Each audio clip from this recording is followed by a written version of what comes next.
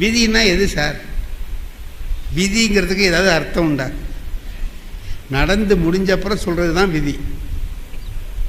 Sir உடம்பு சௌகரியமாக ஆகுமா சார்? அது விதியை பொறுத்து இருக்கு. எப்படி செத்தான்னா விதி அதாம்மா, சௌகரியமாயிட்டா அதுதான் விதி. இவன் ஒன்றும் சொல்ல மாட்டான், விதின்னு ஒன்றும் கிடையாது. எது நடக்குதோ அது விதி இல்லையா? அதானே விதிங்கிறது. எங்கள் வீட்டில் கிளவி செத்து போச்சு சார். 107 வயசு அதுக்கு. சாகிற போது யாருக்காவது வருத்தம் இருக்குமா? இருந்துச்சு. 107 வயசில் ஒரு கிளவி செத்தா வீட்டில் யாருக்காவது வருத்தம் இருக்குமா? ஒரு 20 வருஷமாக அது போட்டு படாத பாடுபடுத்தி போய் சேர்ந்தது. அப்பாடா முடிஞ்சதுடா. கிளவிக்கும் விடுதலை, நமக்கும் விடுதலை, பாடுபட்டவங்களுக்கும் ஒரு விடுதலை இல்லையா? எல்லாம் முடிஞ்சு போச்சு. எங்கள் சொந்தக்காரன்லாம் வந்திருந்தவன்லாம் என்ன பண்ணுறான், 2 நாள் கழித்து உட்காந்து பேசுகிறான். நான் முடிஞ்சதுக்கு பிறகு எல்லாம் முடிஞ்சு போச்சு. இப்போது யாராவது ஒருத்தர் வீட்டில் இருக்கணும். ஏன்னா துக்கம் கண்டுக்க சில பேர் வருவாங்க, 2 நாள் 4 நாள் கழித்து வருவாங்க. அவங்களுக்கெல்லாம் செய்தி சொல்கிறதுக்கு ஒரு ஆள் இருக்கணும். யார் இருக்கிறது? எல்லோரும் 2 நாள் 4 நாள் லீவு போட்டு வந்திருக்காங்க, போயிட்டாங்க. அப்போ ஒருத்தர் எங்கள் சித்தப்பா சொன்னார், நீ இருடான்னாரு. என்ன, நாங்கள் தான் ஊருக்கு போகிறோம், நீ இருன்னார். ஏன்ப்பா நீங்கள்லாம் பெரியவங்க, நீங்கள் போகிறேங்கிறீங்க, என்ன இருக்க சொல்கிறீங்களே என்ன? அதுக்கு எங்கள் சித்தப்பா சொன்னார், அது வர்றவனுக்கெல்லாம் ஒரே செய்தி திரும்ப திரும்ப சொல்லணும், அது ஒன்னால தான் முடியும்னு சொன்னார். ஏன் நான் அது என்ன நான் அப்படி சொல்கிற ஆளான்னு? அதை விட 18 வருஷமாக ஒரே புத்தகத்தை பாடம் நடத்திட்டு இருக்கியா இல்லையா நீ? சரி, இப்போ என்னாச்சு? நான் இருக்கணும். அது என்ன ஆச்சுன்னு கேட்டிங்கன்னா, அது ஒரு பெரிய கலை. எங்கள் ஊர்லலாம் அப்படி, உங்கள் ஊரில் எப்படி எனக்கு தெரியாது. திண்ணையில் உட்காந்துருக்கணும். எதுக்கு வெத்தலை சீவல்லாம் வச்சு விபூதி பூசியிருக்கணும். அதாவது குளிச்சுட்டு வந்ததாக ஒரு அர்த்தம். இந்த விபூதியை நான் என்ன பண்ணுறதுன்னு கேட்டிங்கன்னா, கொஞ்சம் தண்ணியில் குழைச்சி பூசிட்டோம்னா ஒரு 4-5 நாளைக்கு தாங்கும். 4 நாள் ஓடும். ஒரு 4 நாளைக்கு ஒரு தடவை குளித்தா போதும். அதை அப்படியே தள்ளிட்டு இருக்குது. நான் அந்த மாதிரி வச்சுக்கிட்டு உட்காந்துருவேன். அப்போ தான் ஃப்ரெஷ்ஷாக குளிச்சுட்டு வந்த மாதிரி இருக்கும். எங்கள் வீட்டிலேருந்து 4வது வீட்டில் ஒரு ஆள் இருக்கான் சார்.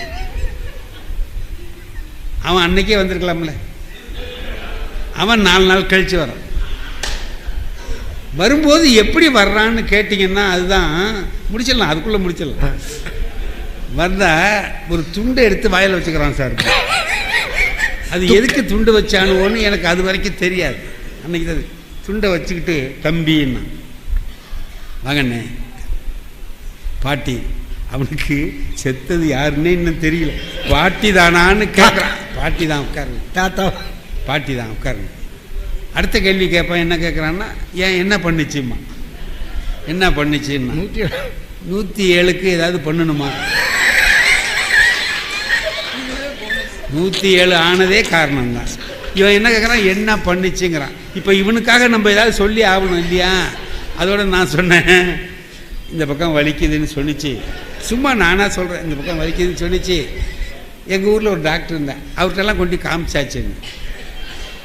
அதுதான் விதிங்கிறது. நான் அவர் பேரை சொல்லாமல் இருந்திருக்கலாம், அந்த டாக்டர் பேரை சொல்லாமல் இருந்திருக்கலாம். சொல்லிவிட்டேன். அவன் வந்தவன் கேட்குறான், அவர்கிட்ட ஏன் காமிச்சிங்க? அவர் டாக்டர் இல்லையே, எமனுக்கு ஒரு ஏஜென்ட் மாதிரிலாம் வேலை செஞ்சுட்டு இருக்கிறார்.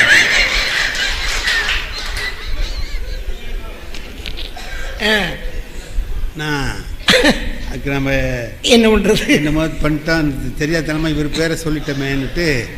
ஏங்க அவருக்கு என்னன்னா, எமனுக்கு ஏஜென்ட்டுக்கு. அப்போ நீங்கள் வேறு என்ன செய்யலாம்னு சொல்கிறீங்க? 107 இங்கே வலிக்குதுங்குது, நம்ம என்ன செய்யலாம்னு நீங்கள் சொல்கிறீங்க? ஏன்னா அடுத்த ஆளுக்கு சொல்லலாமேன்னு நான் கேட்குறேன். அவன் சொல்கிறான், தஞ்சாவூர் கொண்டு காட்டியிருக்க வேண்டியதானே. என்ன தஞ்சாவூருக்கு அழைச்சிட்டு போய் எதை 107 108 அழைச்சிக்கிட்டு போய் 108ன்னா இங்கே ஆம்புலன்ஸ் இங்கே தெரியாது. கொண்டு போனால் அது போகிற வழியிலேயே முடிஞ்சு அங்கே கொண்டு போகிறதா? இங்கே இதெல்லாம் இவனுக்கு ஆசை. தஞ்சாவூர் கொண்டு போயிருக்க வேண்டியதானே. என்ன சரி, அடுத்த ஆளுக்கு வச்சுக்கிறேன், நீங்கள் போங்க அப்படின்னு சொல்லிட்டு அடுத்த ஆள் வந்தா சார். நான் அந்த டாக்டர் பேரை சொன்னதில் என்ன தப்புன்னு கேட்டிங்கன்னா, அந்த டாக்டர் அது மாதிரி ஒரு டாக்டர் தான் அவர். ஒருத்தருக்கு ஒரு 5 நிமிஷத்தில் முடிச்சிடுறேன். ஒருத்தருக்கு ரொம்ப சீரியஸாக போச்சு. அவர் பையன் என்ன பண்ணால் தந்தி கொடுத்தான், சொந்தக்காரவங்களாம் தந்தி கொடுத்தான். ஒரு 20-30 பேர் வந்துட்டானுங்க, நெருங்கின சொந்தக்காரன். அவருக்கு முடிய மாட்டேங்குது, இழுத்துக்கிட்டே இருக்கு. வந்தவனுங்களாவது சரி போயிட்டு அப்புறம் வரலான்ட்டு போகலாம்ல, அவனும் போக மாட்டேங்கிறான். இவரும் போக மாட்டேங்கிறாரு, அவங்களும் போக மாட்டேங்கிறான். பணம் மட்டும் போயிட்டே இருக்கு. 25 பேருக்கு 30 பேருக்கு வச்சுட்டு தினம் 3 வேளை சாப்பாடு போடணும்னா எவ்வளவு செலவாகும்? ஒரு வாரம் ஆச்சு, சாக மாட்டேங்கிறாரு. இவனும் இருந்து ஒரு தடவையாக பார்த்துட்டு போயிடுவோங்கிறானுங்களை தவிர போக மாட்டேங்கிறான். அதில் வந்தவன் ஒருத்தன் சொல்கிறான், தினம் இட்லி போடாதீங்க, நாளைக்கு பூரி போடுங்க. பூரி இட்லியாத்துன்னு நாக்கு செத்து போச்சு. அவன் பார்த்தான், என்னடா இதுக்கே என்னால் முடியல, எனக்கு பூரி வேறையா போடணுண்டா அப்படின்னு. ஏன்டா தந்தி ராத்திரியில் தூக்கம் இல்லை சார். இப்படி போகிறான், தெருவில் அலையிறான். அடுத்த வீட்டுக்காரன் பார்த்தா, என்னண்ணே ஏன் என்ன கவலையாக இருக்கீங்க என்னன்னு. அப்போ அதுமாரி தந்தி கொடுத்துட்டேன், எல்லாம் வந்துட்டானுவோ, போக மாட்டேங்கிறானுவோ. அவரும் போக மாட்டேங்கிறாரு, அவனும் போக மாட்டேங்கிறான். என்ன பண்ணுறது தெரியல, பணம் போயிட்டே இருக்குப்பா. நான் சொல்கிறபடி செய்யலாமே, நம்ம டாக்டர்கிட்ட காமிச்சிருக்கலாமேன்னு.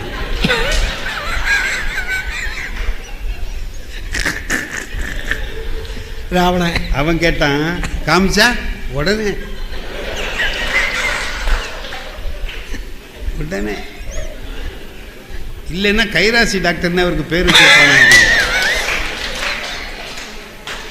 கையை தொட்டோன்னு மேலே.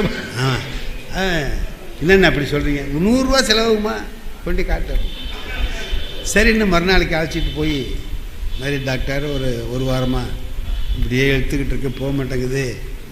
எங்கள் அடுத்த வீட்டுக்காரர் தான் அப்புறம் உங்கள்கிட்ட காட்டலான்னு ஒரு யோசனை சொன்னார்.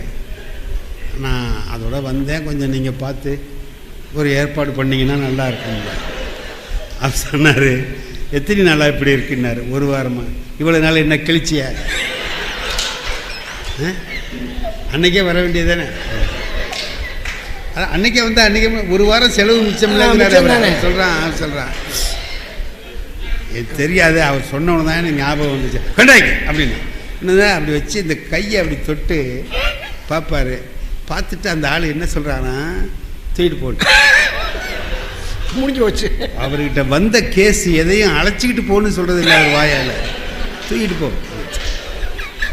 அது தொட்ட உடனே போகிறதுனால அவருக்கு கைராசி டாக்டர்னு ஒரு பேர் வந்துடுச்சு. அவர் பேரை நான் சொல்லி தொலைச்சேன்னா. ஒரு நாள் அவர் என்ன பண்ணார் சார், மெட்ராஸுக்கு போயிட்டு வர்றார்.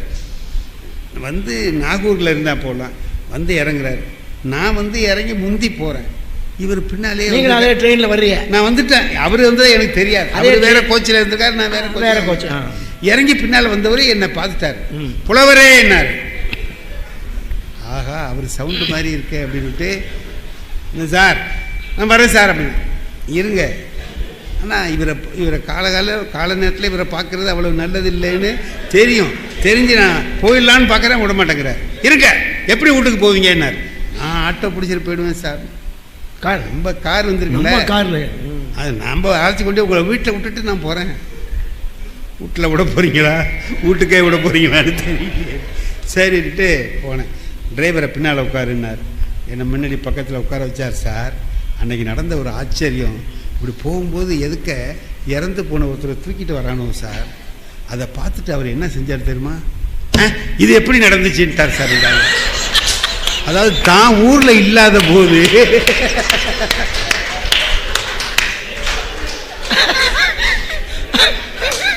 நான் சொன்னேன், போனா போது விடுங்க சார், வேற எவனா அந்த வேலையை பார்த்துக்காம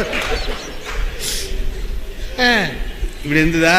அதே மாதிரி எல்லாரும் வர்றவன் பூரா என்ன பண்றான் சார், நான் சொல்றேன் அதுக்கு ஒரு மறு கேள்வி கேட்குறான் சார், ஏன் அதை செய்யல. இப்போ அவன் கேட்கறதெல்லாம் பார்த்தா எனக்கு எப்படி இருக்குன்னு கேட்டா, பாட்டி செத்ததுக்கு துக்கம் கண்டு வந்த மாதிரி இல்லை, அந்த பாட்டியை நான் ஏதோ கொலை பண்ணிட்டது மாதிரியும், அதுக்கு இவனெல்லாம் நீதி விசாரணைக்கு வந்தவன் மாதிரி கேள்வி கேட்டான். அடுத்தபடி ஒருத்தன் வந்தான், தம்பின்னா. அதே துண்டு வச்சுக்கிறது எதுக்குன்னு நான் அப்போ தான் சார் கண்டுபிடிச்சேன். 107 செத்து போனதுக்கு எனக்கே வருத்தம் இல்லை, அவனுக்கு வருத்தமாக இருக்கும். ஆனால் துண்டு வச்சுக்கிட்டு வருத்தமாக இருக்கிறது மாதிரி பாட்டினா அப்படின்னு சொன்னால் துயரமாக இருக்கிற மாதிரி நடிக்கிறான். இடையிலேயே சிரிப்பு வந்தாலும் வரலாம், தெரியாமல் இருக்கட்டுங்கிறதுக்காக தான் துண்டை வச்சு மறைச்சிக்கிறாங்கிறது எனக்கு அன்றைக்கி தான் நான் கண்டுபிடிச்சேன் அந்த விஷயத்தை. அப்புறம் அடுத்தபடி ஒருத்தன் வந்தான், தம்பி பாட்டினா, பாட்டி தான் உட்கார், என்ன பண்ணிச்சுன்னா ஒன்றும் பண்ணலைன்னு. அப்புறம் அவனுக்கு மேற்கொண்டு என்ன பேசுறேன்னு தெரியல. அப்புறம் நான் விதி முடிஞ்சு போச்சு, அவ்வளோதான், அது சரிதான் விடுங்கன்ட்டான். சார் எது சொன்னாலும் கேள்வி கேட்டானே, விதி சொன்னா கேள்வி கேட்டானோ இல்லை, அதுதான் அவன் சொல்றான். அதை சொன்னாயா? ஆனா ஒன்று சொன்னாங்க, பிறன்மனை நயத்தல் ரொம்ப கேடு இல்லையா வள்ளுவர் சார். காமம்ங்கிறது மனுஷனுக்கு இயற்கை. அந்த காமத்தை வென்றவர்கள் யாருமே கிடையாது. ராமகிருஷ்ண பரமஹம்சர் ஒரு கதை சொல்றார். சாமியார்லாம் இருக்கான் ஒரு இடத்துல, எல்லாமே சாமியார் தான், அதான் முற்றும் துறந்த முனிவர். இவனு என்ன செய்கிறான்னு கேட்டிங்கன்னா, ஒரு நாள் தலைமை குருக்கிட்ட போய் கேட்குறான், நாங்களே கூட்டிக்கணும், நாங்களே தண்ணி தெளிக்கணும், நாங்களே சமைச்சிக்கணும்னா கஷ்டமாக இருக்கு,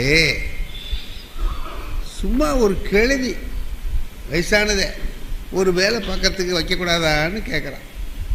அதெல்லாம் ஒன்றும் வேணாப்பா, நீங்களே உங்கள் வேலையை பார்த்துங்கன்ட்டார். அவனும் அதை சும்மா சும்மா கேட்டுக்கிட்டே இருந்தான்.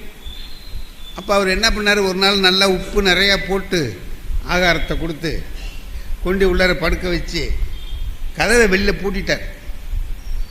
தண்ணி தாகம் தாங்கலை, கதவை இழுத்துக்கிட்டு பார்க்குறானு திறக்க முடியல, நம்ம போட்டு பூட்டிட்டு போயிட்டான் அந்த சாமி, நமக்கு தாகம் தாங்கலையே அப்படின்னு சொல்லிட்டு இது பண்ணான். அப்புறம் பார்த்தா ஒருத்தன் கண்டுபிடிச்சான் ஒரு இடத்த, காலையில் சாணி கரைச்சி போடுறதுக்காக சாணி இது ஊற வச்சு வச்சுருக்கான். அந்த ஒருத்தனுக்கு தாகம் தாங்காமல் என்ன பண்ணான், அந்த சாணி தண்ணியை மேலால் கொஞ்சம் அள்ளி குடிச்சிட்டு வந்துட்டான். அடுத்தவன் பார்த்தான், அதையே இன்னொரு கை குடிச்சிட்டு வந்துட்டான். காலைல பார்த்தா சாணி தண்ணியே இல்லை. காலைல சாமியார், தலைமை சாமியார் வந்தார், குரு, என்ன நீ பாட்டுக்க பூட்டிட்டு போயிட்டையா அப்படின்னு சொன்னான். அவன் ஆமாம், சாணி கத்தி வச்சுருந்த தண்ணியை காணுமே எங்கன்னா எல்லாம் குடித்தோன்னா, அதனால தான் கிளவி அனுப்பலைன்னா. தாகம் வந்தால் சாணி தண்ணியே விட மாட்டேங்கிறியே.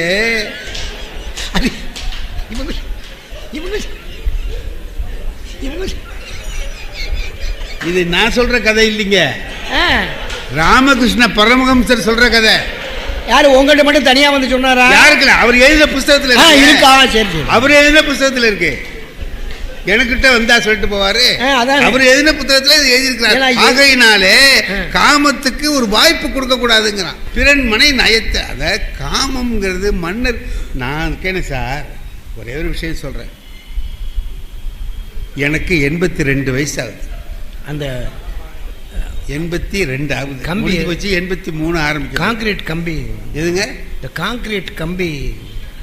அதான் அதாவது எனக்கு ஏன் என் வயசை சொன்னேன்னா, அதுக்கு தான், வயசுக்கும் அதுக்கும் சம்பந்தம் இல்லைங்க.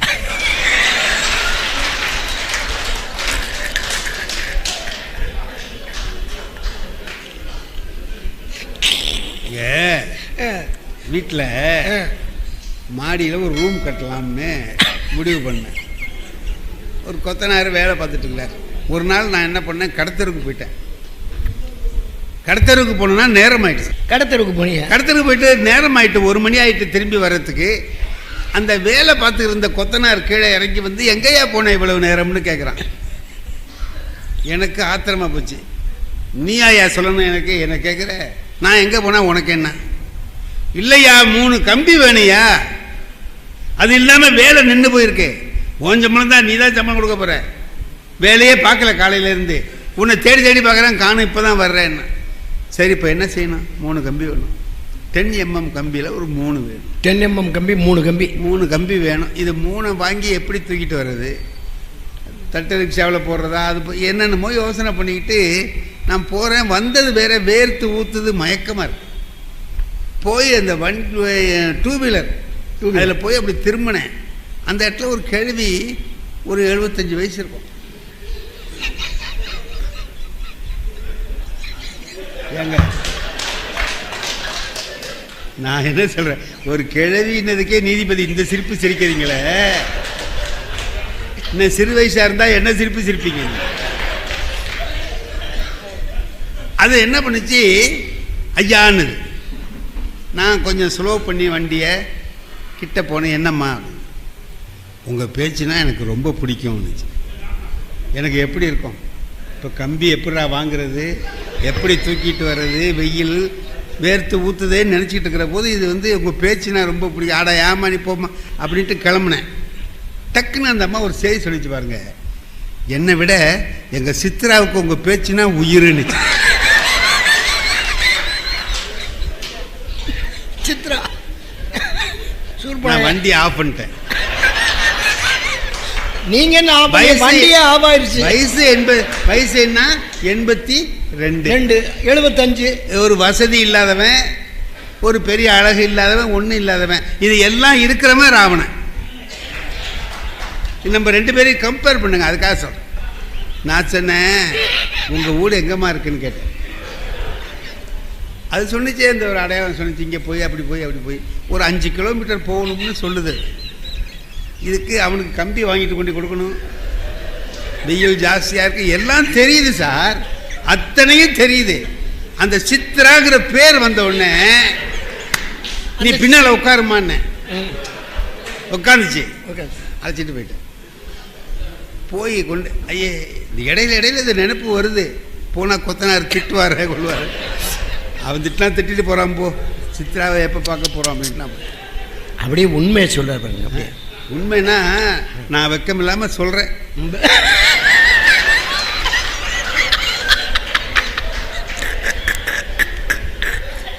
நான் வெக்கத்தோட கேட்டுக்கிறேன். இல்லை அவ்வளோதான் நம்ம சொல்லலாம். அதுக்கு மேலே என்ன ஆச்சு, போனேன்.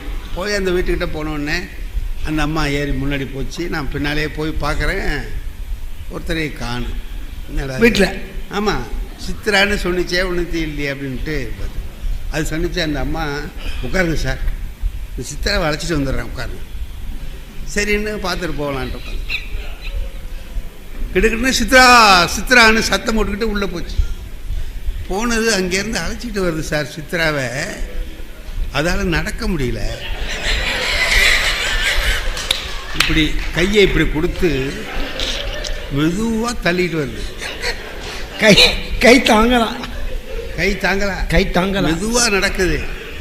இதுவே தடுமாத்தம். அதான் இது போய் அதை தாங்கிட்டு வருதுன்னா எப்படி இருக்கும்னு பார்த்துக்கிட்டு கொண்டாந்து நாக்காளிக்கிட்ட கொண்டாந்து உட்கார வச்சு, அது உட்கார முடியல, பொத்துன்னு உழுவுது. சொன்னிச்சு, இதான் சித்ரா எங்கள் அக்கானுச்சு. நான் சொன்னேன், நல்ல பொண்ணம்மானு விடு, இருங்க காப்பி சாப்பிட்டு போகலாம். காப்பி இப்பெல்லாம் வேணாம், இதே போதும், விடு என்ன, நான் போகிறேன் அப்படின்னு. டக்குன்னு அந்த சித்ரா சொன்னிச்சு பாருங்க, கொஞ்சம் இருங்க ஐயா, கொஞ்சம் இருங்க ஐயா, எங்கள் அத்தை சென்னையிலேருந்து வந்திருக்கு, அதுக்கும் உங்கள் பேச்சுனா ரொம்ப பிடிக்கும், குளிச்சுக்கிட்டு இருக்கு, இப்போ வந்துருவனுது. நீயே போதும்மா, உங்கள் அத்தை வேண்டாம். நான் என்ன சொல்கிறேன், எனக்கு வயசு 82 வயசு. 82. ஒரு ஆட்சி இல்லை, அதிகாரம் இல்லை, ஒன்றும் இல்லை. அவன்கிட்ட ஆட்சி இருக்குது, அதிகாரம் இருக்குது, அவன் சொன்னதை கேட்க ஆள் இருக்குது, அவ்வளவு இருக்குது. இந்த ஆசை அவனுக்கு வந்ததே போய் தப்புங்கிறீங்களே எப்படி? நான் என்ன சொல்ல, ஒரு ராஜா என்ன செய்யணும், மக்களை நல்லா ஆட்சி செய்யணும், செஞ்சானா இல்லையா? இது என்னடா, இது ஒரு சும்மா இடையில உள்ள ஒரு பொழுதுபோக்கு, அவ்வளவுதான். அதுக்கு போய் நீங்கள் இவ்வளோ பெரிய குற்றம்னு சொல்கிறது என்னால் ஒத்துக்க முடியல. அப்படி அவனை குற்றம்னு சொன்னீங்கன்னா ஒரு ஊரில் 50 பேர் இந்த குற்றத்துக்கு ஆட்படுவாங்க.